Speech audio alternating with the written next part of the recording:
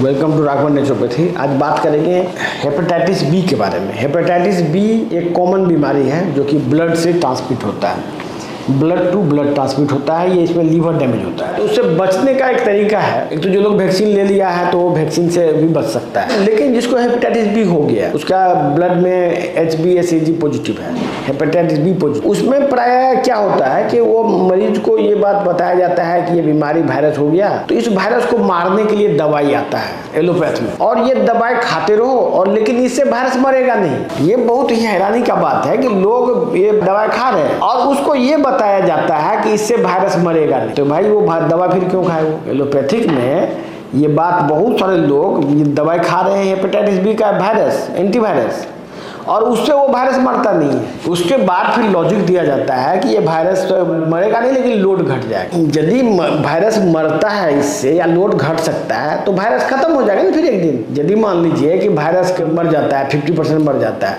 तो लंबे समय तक खाने से तो वायरस पूरा खत्म हो जाना चाहिए था। तो ऐसा हो क्यों नहीं रहा है? बेसिकली ये सब झूठ बात। वायरस को मारने के लिए कोई टेक्नोलॉजी अभी तक डेवलप नहीं हुआ है। प्लस हमारे पास जो सिस्टम है, हम जो जिस पर जोर देते हैं वो ये है कि वायरस सेल के अंदर पाया जाता है।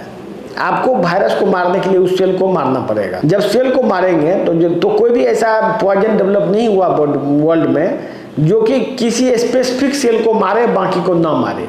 मतलब ऐसा कोई जहर नहीं पैदा हुआ जो कि किसी एक सेल को मारे। मतलब हम जहर खा लें तो आदमी का कुछ ऑर्गन खराब हो जाए, दूसरा ऑर्गन बच जाए, ऐसा पॉइजन डेवलप नहीं हुआ है अभी आज तक। तो होता क्या है कि आदमी एक गलतफहमी में पड़ के वो दवाई खाता रहता है।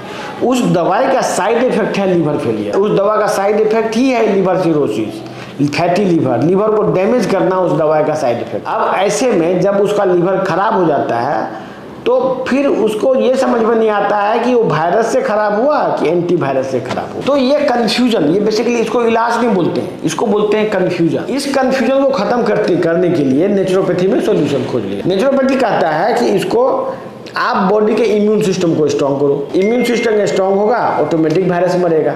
वायरस नहीं भी मरेगा तो इम्यून सिस्टम स्ट्रांग रहेगा तो लीवर को बचा लेगा। वायरस के रहते हुए भी लीवर का बचाव हो जाएगा और बॉडी के लिए किसी भी तरह का कोई साइड इफेक्ट नहीं होगा। यही है नेचुरोपैथी।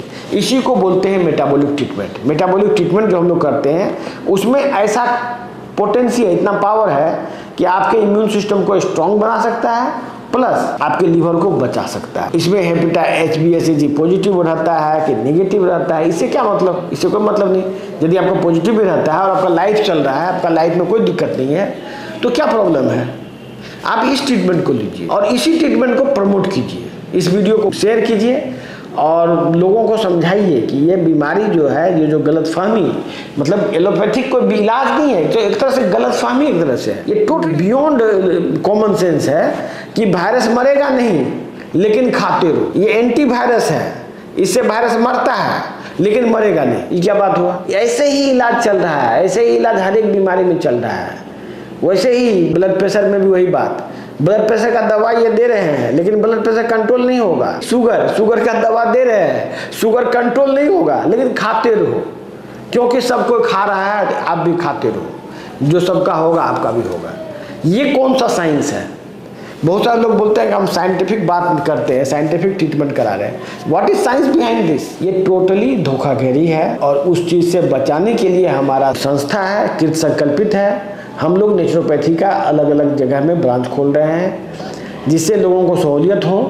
आप लोग अभी तक में जहाँ भी आप हैं नेचुरोपैथ को खोजिए, नेचुरोपैथ को सम्मान को बढ़ाइए जिससे कि मानव जाति का ही भला हो। हम लोग कोशिश कर रहे हैं, इसमें आप लोग हमारा साथ दीजिए।